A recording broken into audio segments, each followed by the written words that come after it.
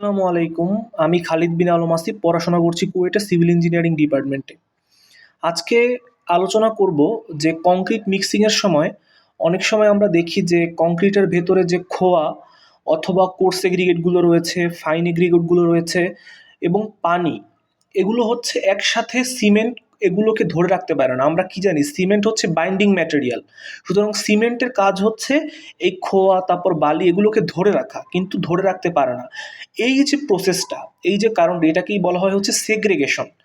এখন আমরা অনেক সময় দেখা যাচ্ছে যে একটা সেগ্রিগেশন সহ আমরা কাস্টিং করে দিই, মানে এক কংক্রিটের মান ভালো না, সেগ্রিগেশন হচ্ছে এই অবস্থায় আমরা কাস্টিং করে দিই। এই ক্ষেত্রে কিন্তু আমাদের কংক্রিটের কোয়ালিটি নষ্ট হয়ে যায় এবং আমরা যে স্ট্রেংথ চাই সেই স্ট্রেংথ কিন্তু ডিজায়ার্ড স্ট্রেংথ আমরা পাই না। এর জন্য আমরা যা করতে পারি যে আমরা হচ্ছে যখন কংক্রিটের মিক্সিংটা হয় আমরা কয়েকটা কাজ করতে পারি। এক নম্বর হচ্ছে প্রপার মিক্সিং রেশিও এনশিওর করা। বিভিন্ন কাজের জন্য মিক্সিং রেশিও বিভিন্ন রকম, তো সেরকম হচ্ছে মিক্সিং রেশিও, প্রপার মিক্সিং রেশিওটা এনশিওর করতে হবে। এবং অবশ্যই যখন আমরা কংক্রিট কাস্ট মানে কংক্রিট মিক্সিংটা হয়ে যাবে, কয়েকটা পরীক্ষা আমরা করতে পারি ফিল্ডে। একটা হচ্ছে স্লাম টেস্ট। স্লাম টেস্ট হচ্ছে কংক্রিটের ওয়ার্কাবিলিটি টেস্ট করার জন্য ইউজ করা হয়। তো আমরা হচ্ছে কংক্রিটের ওয়ার্কাবিলিটি টেস্ট করার জন্য স্লাম টেস্টটা করতে পারি।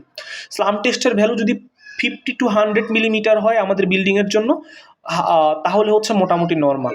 এবং আমরা ফিল্ডে আর একটা টেস্ট করতে পারি, সেটা হচ্ছে যে আমরা 6 ইঞ্চি ডায়ামিটারের যদি একটা বল তৈরি করি, হাত দিয়ে আপনি মনে করেন একটা আনুমানিক 6 ইঞ্চি ডায়ামিটারের একটা বল তৈরি করবেন। বলটা যদি আপনার আহ, মানে মাথার যে হাইট, মানে আপনার হাইট থেকে যদি ফেলে দেন, তাহলে যদি দেখেন যে সিমেন্ট যে পেস্টটা সেটা হচ্ছে ধরে রাখতে পারছে না অন্য ম্যাটেরিয়ালগুলোকে, তাহলে এই কংক্রিটটা ভালো না, সেগ্রিগেশন হচ্ছে। তখন আপনি অ্যাডজাস্টমেন্ট করে দেবেন, হয় সিমেন্ট বেশি দিতে হবে, পানি কম দিতে হবে, এভাবে একটু অ্যাডজাস্টমেন্ট করে তারপর হচ্ছে মিক্সিং করতে হবে।